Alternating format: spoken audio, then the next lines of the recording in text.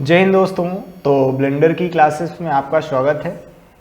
आज हम लोग 5वीं क्लास कर रहे हैं और इसके पहले की क्लासेस हमने करी हुई हैं जिसमें हमने बहुत कुछ सीखा हुआ है। यदि आपने पीछे की क्लासेस अटेंड नहीं करी हैं तो पहले आप उन्हें अटेंड कीजिए, उसके बाद ही आप इस क्लास को देखिए, क्योंकि जब आप लाइन बाय लाइन एक कतार से लेक्चर्स को फॉलो करेंगे तो आपको एक बेहतर तरीके से 3D एनिमेशन बनाना आने लगेगा। तो चलिए आज की क्लास शुरू करते हैं। आज हम लोग को ये सीखना है कि ये प्रॉपर्टीज़ पैनल क्या होता है, इसमें कौन कौन से ऑप्शंस हैं। हालांकि हम लोग बहुत कम ऑप्शन ही आज देखने वाले हैं, बाकी के जो ऑप्शन हैं उनको हम लोग धीरे धीरे सीखेंगे आगे चल के, क्योंकि वो जो ऑप्शंस हैं वो एडवांस लेवल के हैं। एडवांस लेवल का मतलब ये हुआ कि जब हम लोग थोड़ी बहुत ब्लेंडर को चलाना सीख जाएंगे तो फिर हम लोग इन सारे ऑप्शंस का इस्तेमाल करने वाले हैं। फिर लास्ट में हम लोग ये जो ब्लेंडर में बहुत सारे वर्क स्पेस दिए गए हैं, तो ये वर्क स्पेसेस क्या क्या हैं इनके बारे में हम लोग चर्चा करने वाले हैं। तो चलिए शुरू करते हैं। हमने आपको पहले ही बताया है कि जब आप ब्लेंडर को ओपन करेंगे तो कुछ ऐसा यूज़र इंटरफेस देखने को मिलता है। ये कहलाता है 3D व्यू पोर्ट और ये है अपना आउटलाइनर पैनल। इसको बोलते हैं प्रॉपर्टीज़ पैनल। प्रॉपर्टीज़ पैनल में ये बहुत सारे हमारे पास ऑप्शन हैं। अब ये ऑप्शन क्या क्या हैं इनके बारे में अब हम लोग सीख लेते हैं। जैसे पहले नंबर पे ये जो ऑप्शन है इसका इस्तेमाल हम लोग ना के बराबर करेंगे। दूसरे नंबर पे हम लोग को जो ऑप्शन दिख रहा है यहाँ से हम लोग रेंडर इंजन को चेंज कर सकते हैं। जैसे जो हम लोग ब्लेंडर इस्तेमाल करते हैं उसमें मुख्यतः 2 रेंडर इंजन इस्तेमाल किए जाते हैं, एक होता है ईवी और एक होता है साइकिल। हालांकि एक तीसरा रेंडर इंजन भी होता है जिसको हम लोग बोलते हैं वर्क बेंच, लेकिन इसका इस्तेमाल ना के बराबर होता है। यहाँ पे आप देख भी सकते हैं, यहाँ पे आप क्लिक कीजिए तो ये देखिए ईवी है, वर्क बेंच है और साइकिल है। हम लोग हमेशा ईवी और साइकिल का ही इस्तेमाल करने वाले हैं।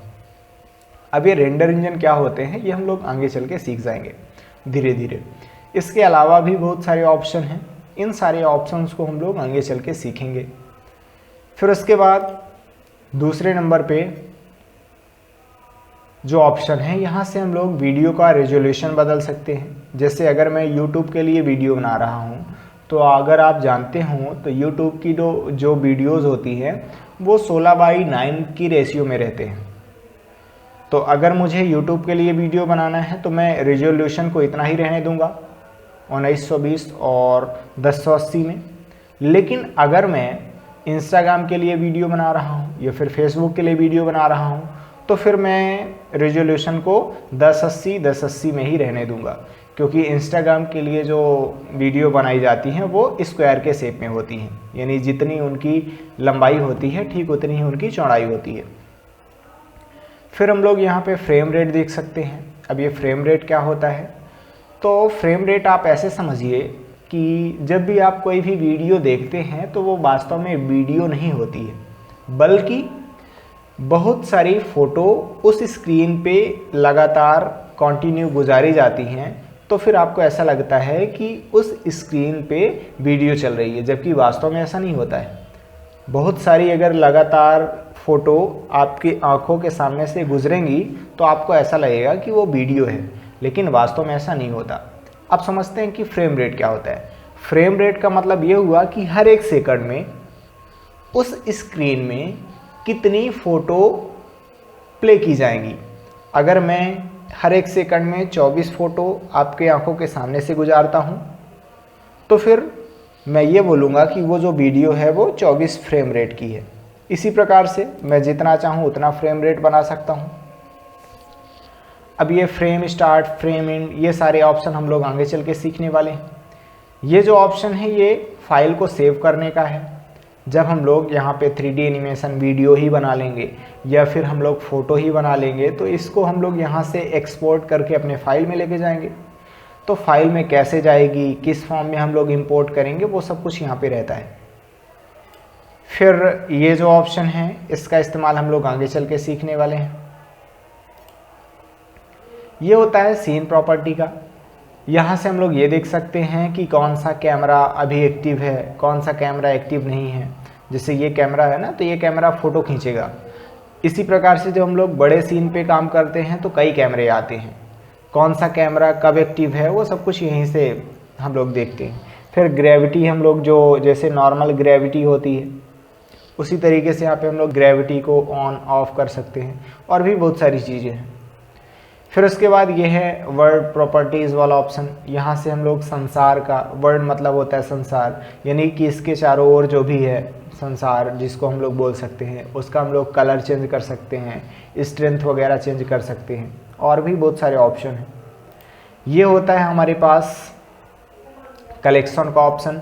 जैसे हमने आपको बताया था, यहाँ से भी हम लोग कलेक्शन देख सकते हैं कि अभी क्यूब हमारे किस कलेक्शन में है, उसी तरीके से यहाँ से भी हम लोग कलेक्शन वगैरह देख सकते हैं।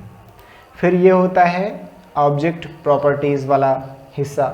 जैसे अभी हमारा जो क्यूब है वो देखिए सेंटर पे है, यानी एक्स पे भी 0, वाई पे भी 0 और जेड पे भी 0।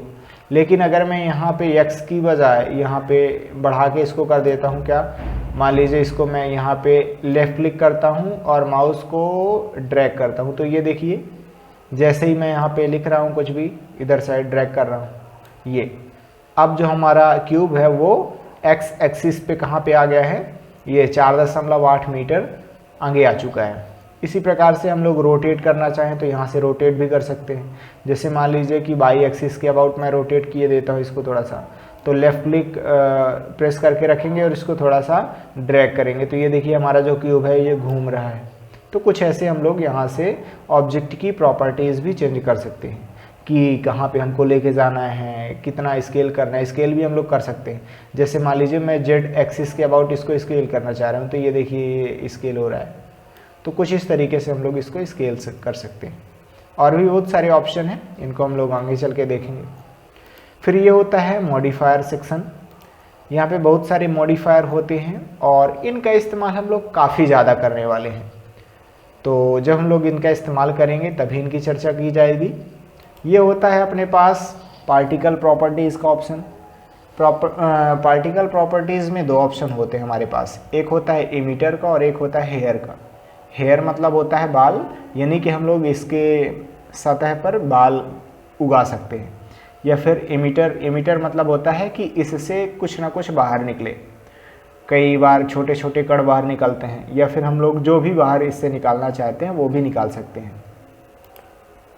ये होता है फिजिक्स प्रॉपर्टीज़ वाला सेक्शन। जैसे नॉर्मल जो फिजिक्स होती है कि इस ऑब्जेक्ट को अगर हमें कपड़े टाइप का बनाना है, क्लॉथ बनाना है, तो यहाँ से हम लोग कर सकते हैं। मान लीजिए इस को हम लोग पानी टाइप का बनाना चाहते हैं, तो यहाँ से फ्लूइड वाला ऑप्शन हम लोग चूज़ कर लेंगे। तो ये सब कुछ हम लोग आगे चल के सीखेंगे। फिर ये होता है हमारे पास कॉन्स्टेंट प्रॉपर्टी वाला ऑप्शन। ये भी हमारे बहुत ज़्यादा काम का है, इसको भी हम लोग आगे चल के सीखने वाले हैं। ये जो उल्टे ट्रायंगल पे आपको दिख रहा है ऑप्शन, ये होता है वर्टेक्स ग्रुप। यहाँ से हम लोग ये देख सकते हैं, वर्टेक्स ग्रुप का मतलब ये होता है कि अगर मैं किसी भी ऑब्जेक्ट के कुछ खास हिस्से पर कोई भी इफेक्ट लाना चाह रहा हूँ, तो फिर यहाँ से मैं कर सकता हूँ इसको।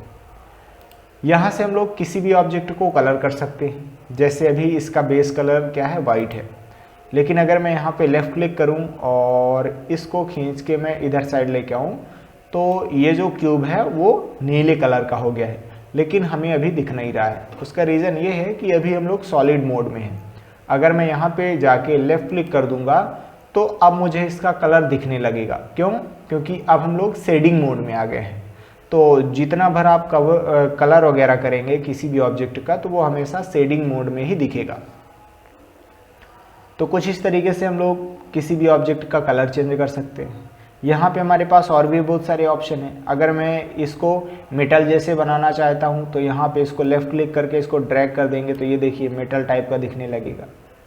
तो कुछ इस तरीके से हम लोग बना सकते हैं। अगर मैं इसकी रफनेस को और कम कर दूँ, तो यहाँ से मैं कर सकता हूँ रफनेस को और कम, तो ये देखिए चिकना दिखने लगेगा एक कांच जैसे। तो यहाँ से हम लोग इस ऑब्जेक्ट को जितना भर चाहें, शेडिंग जिस प्रकार की करनी चाहें उस प्रकार से कर सकते हैं। फिर लास्ट में ऑप्शन है हमारे पास ये टेक्सचर प्रॉपर्टी का, इसको हम लोग आगे चल के सीखने वाले हैं। तो इतना अभी तक हमने देखा प्रॉपर्टीज़ पैनल के बारे में। हालांकि ये सारी चीज़ें जितनी बार हमने आपको बता दी हैं, ये अभी उतना बढ़िया समझ में नहीं आएगा और टेंशन लेने की कोई ज़रूरत नहीं है। ये सब कुछ हम लोग धीरे धीरे आगे चल के सीख जाएंगे। अब समझते हैं वर्क स्पेस के बारे में।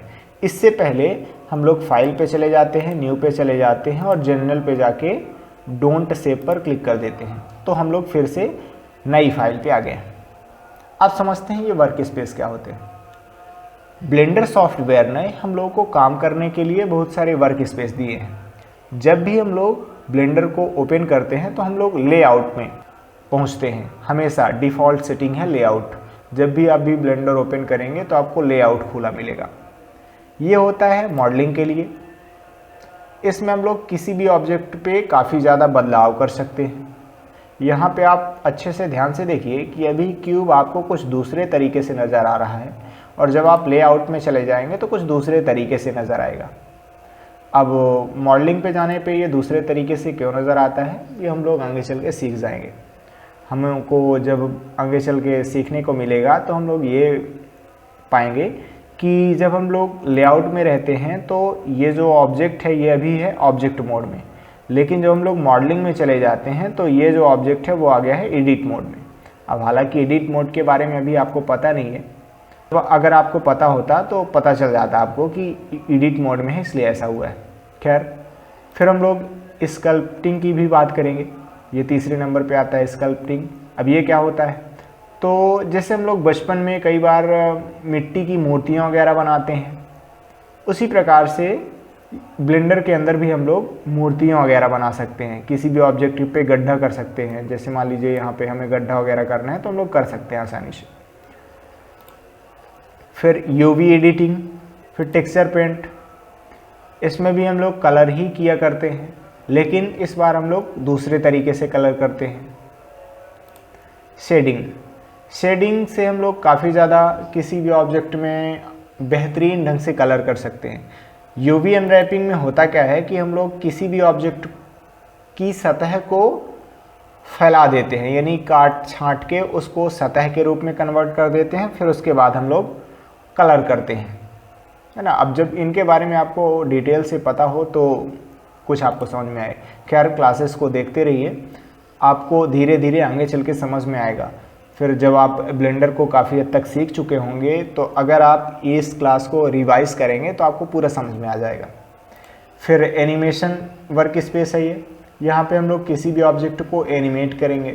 जैसे जो वीडियो आपने देखा होगा कि उसमें कई चीज़ें चलती हुई दिखाई देती हैं, तो वही सब कुछ हम लोग यहाँ पे देखेंगे। ये होता है की फ्रेम वाला सिस्टम, तो यहाँ पे हम लोग आगे चल के सीख जाएंगे। फिर ये रेंडरिंग, जब भी हम लोग किसी भी ऑब्जेक्ट को एनिमेट कर चुके होंगे, यानी कि हमारे पास वीडियो आ चुकी होगी, तो फिर हम लोग रेंडरिंग से उस ऑब्जेक्ट को अपने फाइल में निकाल सकते हैं, एक्सपोर्ट कर सकते हैं। ये कंपोजिटिंग वाला ऑप्शन है, इसकी भी चर्चा हम लोग बाद में करेंगे। फिर ये है जियोमेट्री नोड, और लास्ट में आता है स्क्रिप्टिंग। स्क्रिप्टिंग का हम लोग ना के बराबर इस्तेमाल करेंगे, क्योंकि ये उन लोगों के लिए है जिनसे कोडिंग वगैरह आती है, इसलिए हमारे स्क्रिप्टिंग कोई काम का नहीं है। बाकी ये सारे के सारे जो वर्क स्पेस है ये हमारे काम के हैं। खैर, हम लोग लेआउट में चले जाते हैं। आपको ये भी मैं बता दूं कि जैसे लेआउट में कुछ दूसरे तरीके की विंडोज़ खुली हुई हैं, मॉडलिंग में कुछ दूसरे तरीके की विंडोज़ खुली हुई हैं, तो अगर हम लोग चाहें कि लेआउट को अगर मॉडलिंग जैसे बनाना चाहें तो बना सकते हैं। अब वो सब कुछ हम लोग आगे चल के सीख लेंगे कि कैसे बनाना होता है। अगर मैं किसी भी वर्क स्पेस में जाके राइट क्लिक करता हूँ तो यहाँ से मैं डिलीट भी कर सकता हूँ, उस वर्क स्पेस को डुप्लीकेट भी कर सकता हूँ, और भी बहुत सारे ऑप्शन हैं जिनको हम लोग देख सकते हैं यहाँ से। अब हम लोग 2 शॉर्टकट की और देख लेते हैं, उसके बाद हम लोग क्लास को ख़त्म करते हैं। तो शॉर्टकट की जानने से पहले हम लोग कुछ चीज़ें यहाँ पे ऐड कर लेते हैं। ऐड पे गए, मेश पे गए, और यहाँ से हमने मंकी को ऐड कर लिया, और जी प्रेस करके मैं इसको थोड़ा सा इधर साइड मूव कर देता हूँ। फिर मैं ऐड पे गया, मेश पे गया, और मैं इस बार सिलेंडर ऐड कर लेता हूँ। जी प्रेस करके मैं इसको इधर साइड कर देता हूँ। फिर से मैं ऐड पे गया, मेश पे गया, और यहाँ से मैं इस बार टॉरस ऐड कर लेता हूँ। जी पे गया, और हमने ये यहाँ पे रख दिया इसको। अब देखिए, इस व्यू पोर्ट में आपको बहुत सारी चीज़ें दिख रही हैं। 2 शॉर्टकट की हम देखेंगे।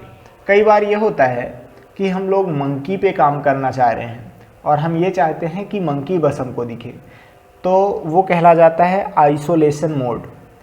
अगर मैं मंकी के आइसोलेशन मोड में जाना चाहता हूँ तो मंकी पे लेफ्ट क्लिक कर दूंगा और कीबोर्ड में जो स्लैश बटन है उसको जब आप प्रेस करेंगे तो ये देखिए सिर्फ और सिर्फ हम लोगों को क्या दिख रहा है, मंकी दिख रहा है, बाकी सारी चीज़ें गायब हो गई हैं। अगर आप देखें यहाँ पे चारों साइड तो यहाँ पे सिर्फ और सिर्फ आपको मंकी नज़र आ रहा है। लेकिन अगर मैं फिर से स्लैश बटन प्रेस करता हूँ तो ये देखिए सारी चीज़ें आ गई हैं। अगर मैं टॉरस के आइसोलेशन मोड में जाना चाहता हूँ तो स्लैश बटन प्रेस करूँगा तो ये देखिए मैं टॉरस के आइसोलेशन मोड में चला गया हूँ। फिर से स्लैश बटन प्रेस करता हूँ तो फिर से मैं आइसोलेशन मोड से बाहर आ चुका हूँ। तो कई बार हम लोग को ऐसा होता है कि हम लोग किसी भी खास ऑब्जेक्ट पे काम कर रहे हैं और उसी बस को देखना चाहते हैं, तो फिर हम लोग स्लैश बटन से आइसोलेशन मोड में जा सकते हैं, क्योंकि सिर्फ वही वाली ऑब्जेक्ट बस हम लोग को दिखेगी, तो ज़्यादा डिस्ट्रैक्शन होगा नहीं हम लोग का। फिर समझते हैं व्यू सिलेक्टेड। व्यू सिलेक्टेड का मतलब ये है कि जैसे अभी हमने टॉरस को सिलेक्ट तो किया है लेकिन ये हमसे काफ़ी ज़्यादा दूर है, तो मैं अगर नम पैड में जो डॉट बटन है उसको प्रेस करता हूँ तो मैं इसके काफ़ी ज़्यादा नज़दीक चला जाऊँगा और फिर मैं आसानी से इसको अपने हिसाब से बदल सकता हूँ। इसमें जो भी हमको ट्रांसफॉर्मेशन करनी है, जैसे इसको स्केल करना है, रोटेट करना है, तो हम लोग कर सकते हैं। फिर अगर मैं इस सिलेंडर के काफ़ी ज़्यादा नज़दीक जाना चाह रहा हूँ, इसी पे हमको काम करना है, तो फिर से इसको सेलेक्ट करके नम पैड में जो डॉट बटन है उसको प्रेस करेंगे तो आप आसानी से उसके पास जा सकते हैं। डॉट बटन को हम लोग नम पीरियड भी बोलते हैं कई बार, है ना, तो अलग अलग बोलने के तरीके हैं, बाकी और कुछ नहीं है। तो कुछ इस तरीके से हमने आज की क्लासेस अटेंड करी हैं। हालांकि आज की जो क्लास है वो आपको उतने बेहतर तरीके से नहीं समझ में आई होगी। अब हम लोग अगली क्लास में एडिट मोड के बारे में सीखने वाले हैं, फिर उसके बाद हम लोग मॉडलिंग शुरू कर देंगे। तो फिर चलिए मिलते हैं नेक्स्ट क्लास में। जय हिंद।